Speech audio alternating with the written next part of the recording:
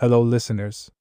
Welcome to this journey through the Bhagavad Gita, one of humanity's most profound spiritual and psychological texts.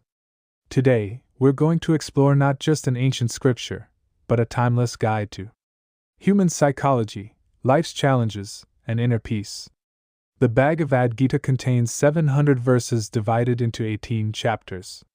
It's a conversation between the warrior Arjuna and Lord Krishna on the battlefield of Kurukshetra. When Arjuna refuses to fight against his own relatives and teachers, Krishna shares with him the greatest wisdom about life itself. This is not just Arjuna's story. This is everyone's story. We all face moments in life where making the right decision feels impossible, where our values clash with our circumstances, where we feel lost and confused. So let's begin this transformative journey together. Chapter 1: The Yoga of Despair. The first chapter shows us how even the strongest warrior can be overwhelmed by life's difficult decisions. Arjuna stands on the battlefield and sees before him his beloved teachers like Dronacharya, his brothers, cousins, and loved ones. Arjuna's mental conflict begins. He thinks, how can I kill these people who have loved me? What good is victory and kingdom if my own people die? His hands tremble. The Gandiva bow slips from his grasp. He says, I will not fight. This chapter represents that moment when we feel stuck in life. When making the right decision seems impossible. When our values and circumstances collide. When anxiety and helplessness take over. Arjuna's confusion is actually the beginning of wisdom. He recognizes his ignorance. He tells Krishna, I have forgotten my duty. I am confused about what is right. Please guide me. I am your student. Teach me. And here begins the great teachings of the Bhagavad Gita. This is important to understand. Sometimes, admitting we don't know is the first step toward true knowledge. Arjuna's vulnerability becomes his strength. His willingness to learn opens the door to transformation. Chapter 2: The Yoga of Knowledge. In this chapter, Krishna gives Arjuna his first essential teaching. He says, Arjuna, why are you grieving? The soul is immortal. The body is temporary. Just as a person discards worn-out clothes and wears new ones, similarly, the soul discards worn-out bodies and enters new ones. The soul cannot be cut by weapons, cannot be burned by fire, cannot be wetted by water, and cannot be dried by wind. The soul is eternal, unchangeable, immovable, and ancient. Knowing this, you should not grieve. Then Krishna explains the concept of sthitaprajna, the person of steady wisdom. Such a person remains the same in happiness and sorrow, whose desires are under control, who is free from anger and fear. Krishna then speaks the most famous verse of the Gita, Karmanai vadhikarast ma phaleshu kadakana. You have the right to perform your actions, but you are not entitled to the fruits of your actions. In modern psychology, this is called process over outcome. When we let go of attachment to results and focus only on our work, our performance automatically improves. This reduces performance anxiety and stress. Krishna continues, change is the nature of life. What is permanent in this world? Nothing. Birth and death, gain and loss, victory and defeat, pleasure and pain, these are all temporary. The wise person remains balanced through all of these. This teaching is incredibly practical. Think about it. How much of our suffering comes from resisting change? From wanting things to stay the same? From fearing loss? When we truly understand that change is inevitable, that our body is temporary but our essence is eternal, many fears automatically dissolve. Fear of death, fear of loss, fear of failure, all of these diminish. The chapter teaches us detachment. Not indifference, but detachment. Continue doing your duty, but don't be emotionally enslaved by outcomes. This is the secret to both high performance and inner peace. Chapter 3: The Yoga of Action.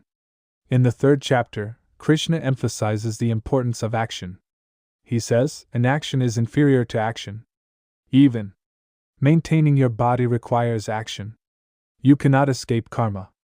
All actions bind us except those performed as sacrifice. Therefore, perform your duty without attachment, as an offering. Krishna explains that selfless service brings inner peace. When we work only for ourselves, we create bondage. But when we work for society, for others, for a higher purpose, we become free. He also says that each person should follow their own dharma, their own nature. Another person's dharma, even if it seems better, is dangerous. Your own dharma, even if imperfect, is better for you. In modern life, this means recognize your talents and work according to your strengths. Don't try to imitate others. Your path is your own. Krishna gives a beautiful analogy. Just as ignorant people act with attachment to results, the wise person should act without attachment, setting an example for others. He explains that action is the nature of existence. Even in stillness, the body and mind are acting. The gunas of nature, sattva, rajas, and tamas, are always in motion. The wise person understands this and performs action consciously. Karma Yoga teaches us that action itself is life. But that action should be free from attachment. Only then will it liberate us from bondage. This is revolutionary. Most people think liberation means escaping from life, from duty, from responsibility. But Krishna says no. Liberation is found within action, through action, by transforming your relationship with action. Chapter 4: Wisdom and Action. In the 4th chapter, Krishna reveals his divine nature. He says, "Whenever there is a decline of dharma and a rise of adharma, I manifest myself. To protect the good, to destroy the wicked, and to establish dharma I am born age after age." This is not just about divine incarnation. It's about the eternal principle that good ultimately prevails. That consciousness always rises to restore balance. Then Krishna glorifies knowledge. He says, just as blazing fire reduces wood to ashes, similarly the fire of knowledge burns all karma to ashes. There is nothing as purifying as knowledge. The person who has perfected yoga finds this knowledge within themselves. The faithful person, whose senses are controlled, and who is devoted to acquiring knowledge, attains knowledge. Having attained knowledge, they quickly attain supreme peace. But the ignorant, the faithless, the doubting person perishes. For the doubting soul, there is neither this world, nor the next, nor happiness. In modern terms, education and self-awareness help us understand life's patterns. When we understand our thoughts, emotions, and behaviors, we can make better choices. Knowledge liberates us from the darkness of ignorance. It shows us what is real and what is illusion.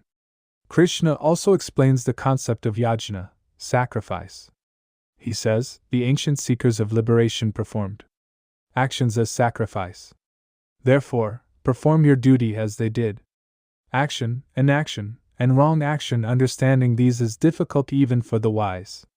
But one who sees inaction in action, and action in inaction, is truly intelligent. This profound teaching means that a sage can be completely still externally but tremendously active internally. And someone can be frantically busy externally but completely unconscious internally. True action comes from consciousness, not from compulsion. 5. Renunciation of action. In the 5th chapter, Krishna clarifies that true renunciation is internal, not external. Renunciation doesn't mean abandoning responsibilities. He says both renunciation and karma yoga lead to liberation. But between the two, karma yoga is superior. Because renunciation is difficult without action. The person who neither hates nor desires anything is a true renunciant. Free from the pairs of opposites, they are easily liberated from bondage. This teaching is ideal for work-life balance and mental health. You can fulfill your duties without being emotionally drained. Krishna explains that the wise person knows they are not the doer. The senses are moving among their objects. I am not doing anything, this is their understanding. Just as the lotus leaf remains untouched by water, one who performs actions offering them to the divine, abandoning attachment, is not tainted by sin.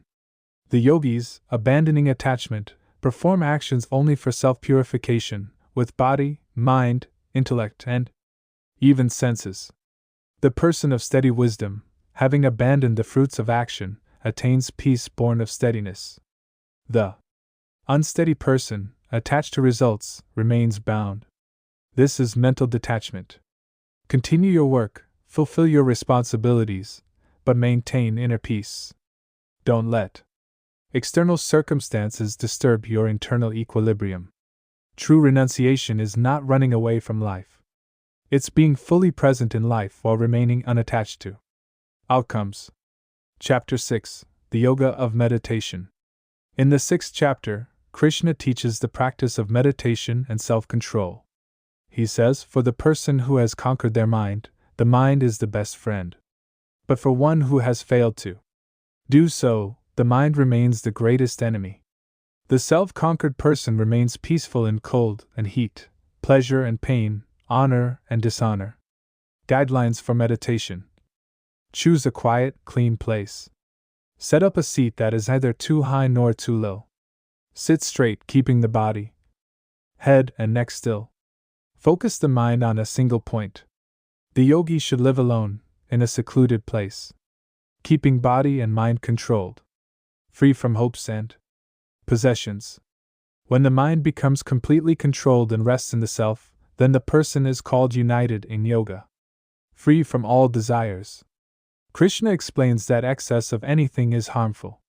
Not eating too much, nor fasting completely. Not sleeping too much, nor staying awake constantly. Balance is yoga. For one who is moderate in eating and recreation, moderate in work, moderate in sleep and wakefulness, yoga destroys all sorrow. In modern life, this is mindfulness and mental discipline. Regular meditation helps tremendously with anxiety, depression, and stress management. Arjuna asks, Krishna, what if the mind wanders? The mind is restless, turbulent, strong, and obstinate. Controlling it seems as difficult as controlling the wind. Krishna replies with compassion. Yes, the mind is restless and difficult to control. But through practice and detachment, it can be mastered. Keep trying again and again. Even if someone fails in yoga, they are not lost. They take birth in a pure family and continue their spiritual progress in the next life. Nothing is ever wasted. This is encouraging. Your efforts are never in vain. Every attempt at self-improvement, every meditation session, every moment of awareness, all of it counts. All of it accumulates. Chapter 7-9, Divine Knowledge and Devotion. In the 7th chapter, Krishna says, among thousands of people, hardly one strives for perfection.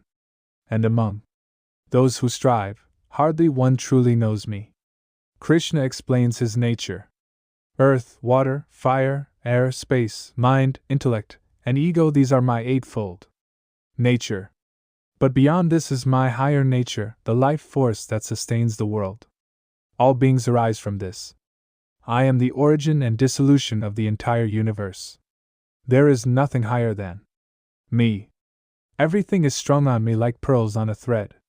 I am the taste in water, the light in the sun and moon, the sacred syllable Om, the sound in space, the ability in humans.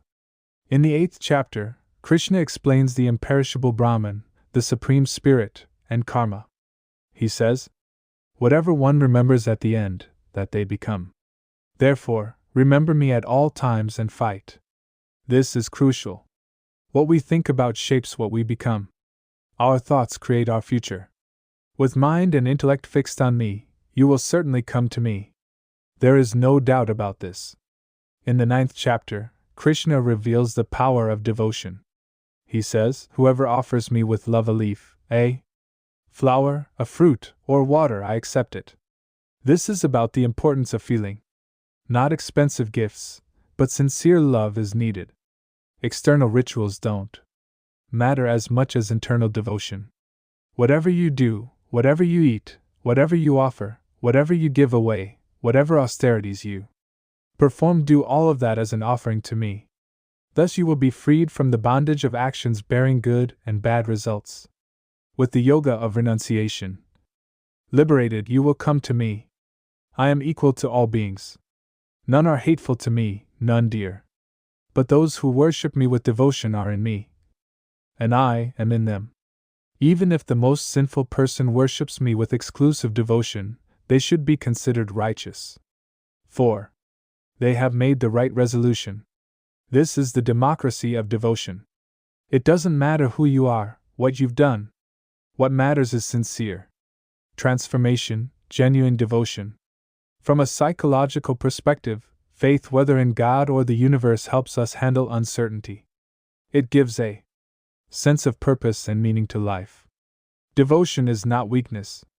It's surrender to something greater than the ego.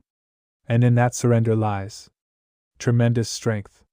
Chapter 10-11, Divine Manifestations and Universal Form. In the 10th chapter, Krishna describes his divine glories. He says, I am the beginning, middle, and end of all beings. I am Vishnu among the Adithyas, the radiant sun among lights, Marichi among the Maruts, and the moon among stars. I am the Sama Veda among the Vedas, Indra among the gods, the mind among the senses, consciousness in living beings. I am Mount Meru among mountains, the Ganges among rivers, the crocodile among fish. This is to explain that the divine is everywhere. Every beautiful, powerful, and divine thing is a glimpse of that supreme reality. Among letters I am the letter A, among compounds the dual, among seasons I am spring, among deceivers I am gambling. Whatever is glorious, prosperous, or powerful, know that to be a manifestation of my splendor. In the 11th chapter, Arjuna requests Krishna to show him his universal form. Krishna grants Arjuna divine vision and reveals his cosmic form. Arjuna sees many mouths, many eyes, many wonderful visions, many divine ornaments, many upraised divine weapons. The entire universe in one body. Arjuna becomes terrified. He says, Lord, this form is too terrible. Please return to your normal form. Krishna then resumes his human form and says, this form is very difficult to see. Even the gods long to see it. But only through single-minded devotion can it be known. This vision represents the vastness of existence, the interconnectedness of all things. When we glimpse even a fraction of this cosmic reality, the ego dissolves. Our small concerns seem insignificant. Yet Krishna returns to his gentle, human form. Because that's what we need. Not overwhelming cosmic visions, but a friend, a guide, someone we can relate to. The divine is both transcendent and immanent, both beyond everything and right here with us. Chapter 12, The Yoga of Devotion. In the 12th chapter, Arjuna asks, who are better, those who worship you with devotion or those who worship the unmanifest Absolute? Krishna replies, those who fix their minds on me, worshipping me with faith, are the best yogis. Worshipping the unmanifest is difficult. Then Krishna describes the qualities of a devotee. One who has no hatred toward any being, who is friendly and compassionate, free from possessiveness and ego, equal in pleasure and pain, forgiving, always content, self-controlled, of firm resolve. With mind and intellect dedicated to me, such a devotee is dear to me. One who causes no disturbance to others and is not disturbed by others. Free from joy, anger, fear, and anxiety. Such a person is dear to me. One who is not dependent, pure, skillful, unconcerned, untroubled. Abandoning all undertakings motivated by desire, such a devotee is dear to me. These qualities are also very important in practical life. A calm, balanced, compassionate person is successful and happy. One who either rejoices nor hates, either grieves nor desires. Renouncing good and bad fortune, filled with devotion, is dear to me. Equal to friend and foe, equal in honor and dishonor, equal in cold and heat, pleasure and pain.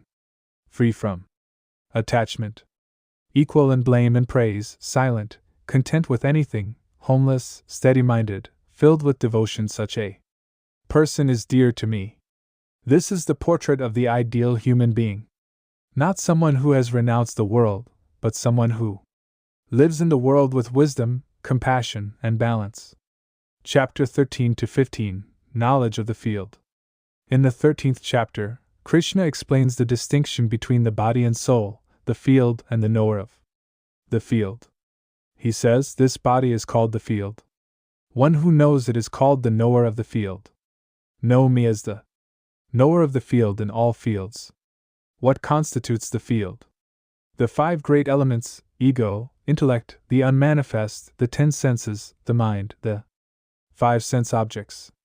Desire, hatred, pleasure, pain, the body, consciousness, resolve, all this combined is called the field. What is knowledge?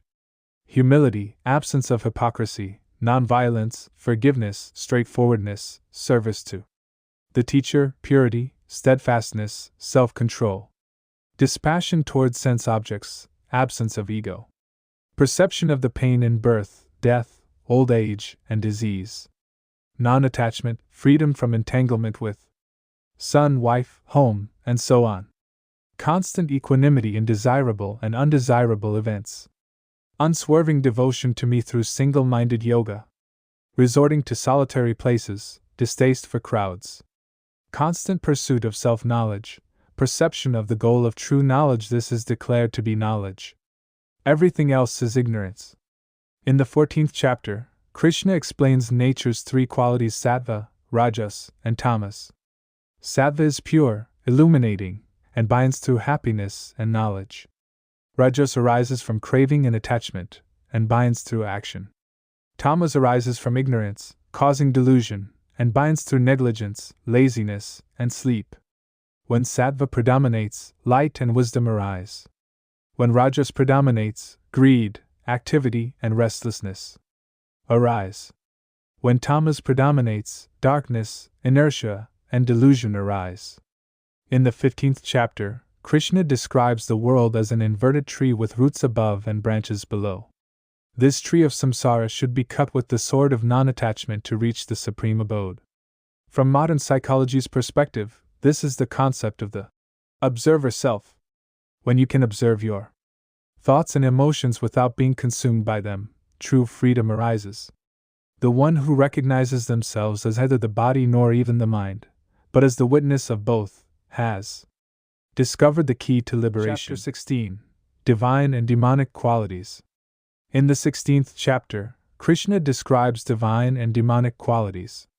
Divine qualities: fearlessness, purity of heart, steadfastness and knowledge in yoga, charity, self-control, sacrifice, study, austerity, straightforwardness, nonviolence, truthfulness, absence of anger, renunciation, peace, absence of slander, compassion toward beings, freedom from greed, gentleness, modesty, absence of fickleness, radiance, forgiveness, patience, purity, absence of hatred, absence of pride. These are the qualities of one born with divine traits. Demonic qualities: hypocrisy, arrogance, pride, anger, harshness, ignorance. These are the qualities of one born with demonic traits. Krishna says those with demonic nature declare the world is unreal, without foundation, without God. Lust alone is its cause. Holding this view, these lost souls of small intellect and cruel actions arise as enemies for the destruction of the world. Resorting to insatiable desire, filled with hypocrisy, pride, and arrogance, holding wrong views through delusion, they act with impure resolve. Obsessed with countless anxieties lasting until death, considering sense gratification as supreme, convinced that is all. Bound by hundreds of ties of hope, given to lust and anger, they strive to accumulate wealth by unjust means. For sense enjoyment. Today I have gained this, I shall attain that desire. This is mine, this wealth too shall be mine. I have slain that enemy, I shall slay others too. I am the Lord, I am the enjoyer, I am successful, powerful, and happy. I am wealthy and highborn. Who is equal to me? I shall perform sacrifice, I shall give charity, I shall rejoice. Thus deluded by ignorance. This chapter is a roadmap for self-improvement. Identify which qualities you have and consciously develop. Positive qualities. Self-awareness is the first step to transformation. Without recognizing our faults, we cannot improve. Chapter 17: Three Types of Faith. In the 17th chapter, Krishna explains that faith is also of three types: sattvic, rajasic, and tamasic. The faith of each person is according to their nature. As is one's faith, so is that person. Sattvic people worship the gods. Rajasic people worship yaksha and rakshasas. Tamasic people worship ghosts and spirits. Food is also of three types. Sattvic food increases life, vitality, strength, health, joy, and satisfaction. Juicy, smooth, substantial, and naturally agreeable. Rajasic food is excessively bitter, sour, salty, hot, pungent, dry, and burning, producing pain, distress, and disease. Tamasic food is stale, tasteless, putrid, rotten, impure, and left over. Charity is also of three types.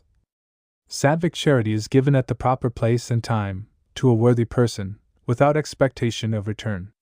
Rajasic charity is given reluctantly, with expectation of return, or with a desire for fruit. Tamasic charity is given at an improper place and time, to unworthy people, without respect, or with contempt. Austerity is also divided into three types of body, speech, and mind. Bodily austerity includes worship of gods, Brahmins, teachers, and the wise.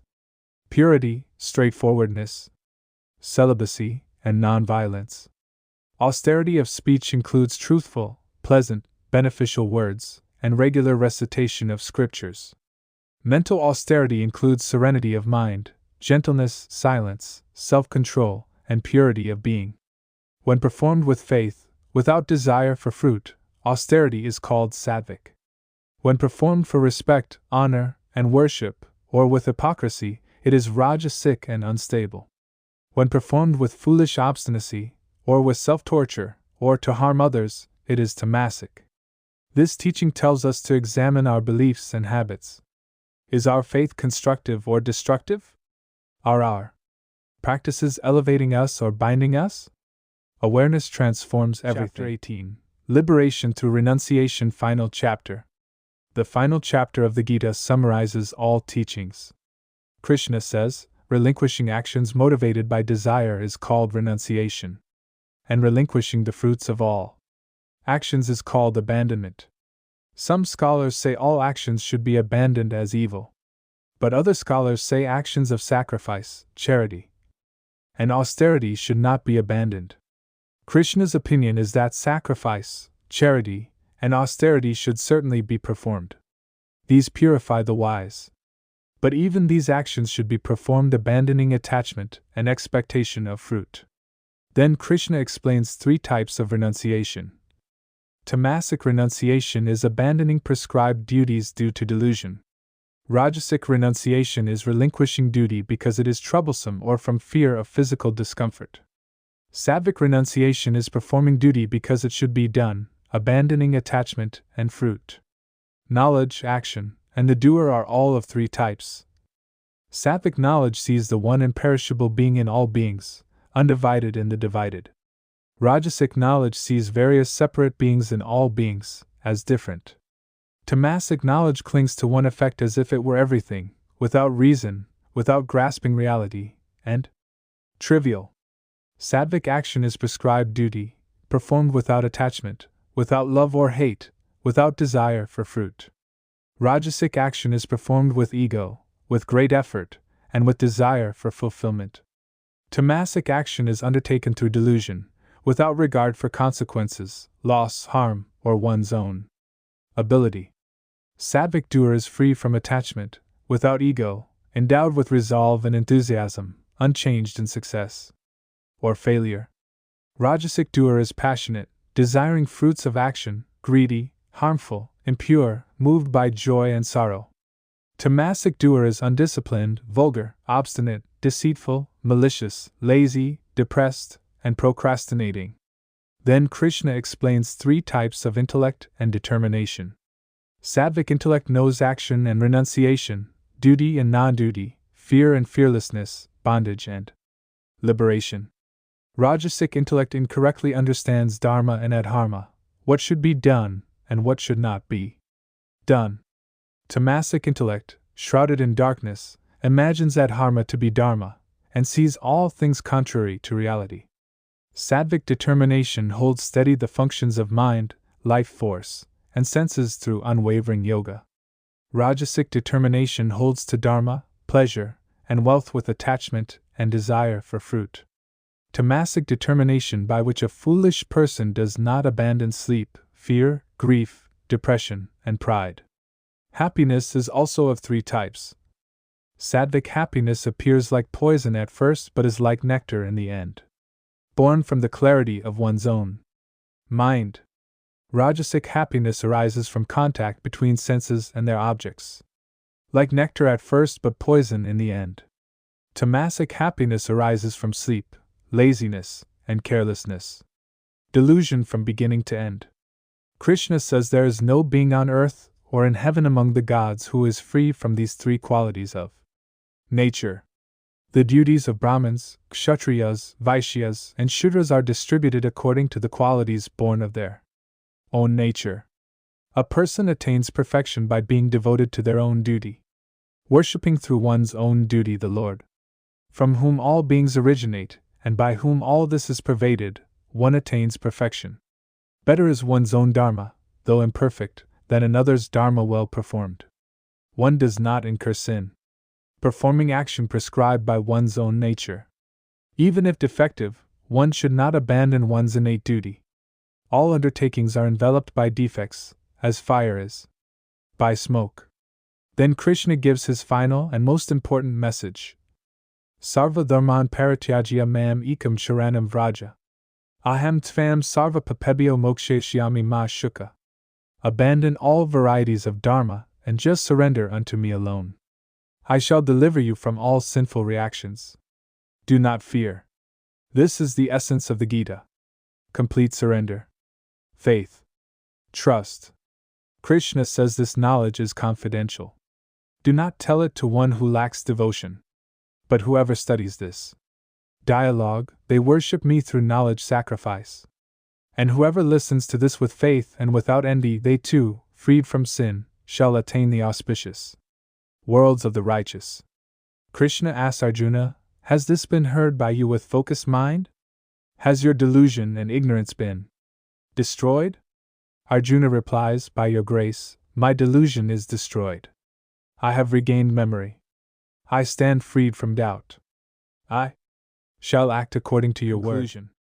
So listeners, the Bhagavad Gita is not just a religious text. It is a psychology manual that helps us understand our mind. A life coaching guide that teaches us to face life's challenges. A stress management tool that teaches us to remain calm and centered. A decision-making framework that teaches us to distinguish right from wrong.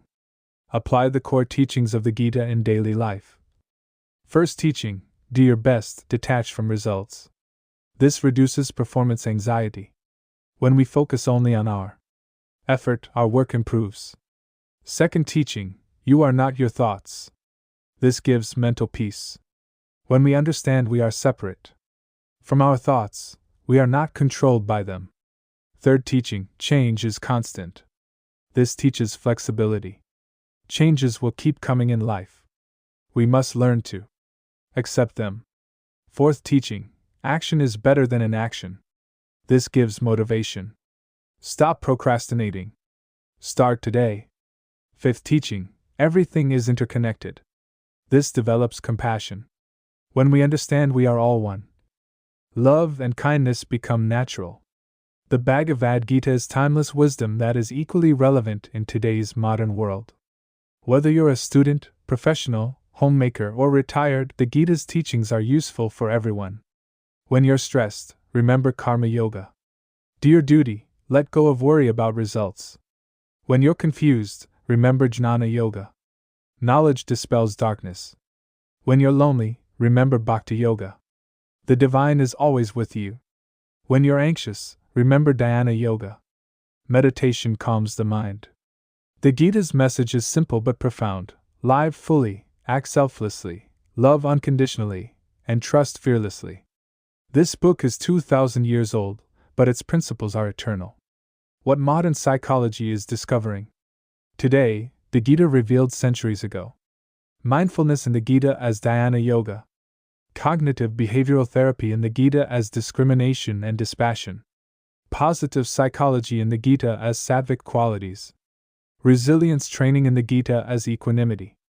So friends, read the Gita. Understand it. But most importantly, live it. Knowledge comes not just from reading, but from practice. If you implement even one teaching of the Gita in your life will transform. Start today. Take small steps. Read one verse a day. Apply one principle a day. Gradually you will see your perspective changing, your worries decreasing, your peace increasing. The Gita is a journey. Arjuna's journey. Your journey. All of our journey. From confusion to clarity. From darkness to light. From bondage to liberation. This audiobook ends here, but your journey is just beginning. Make the Bhagavad Gita your companion.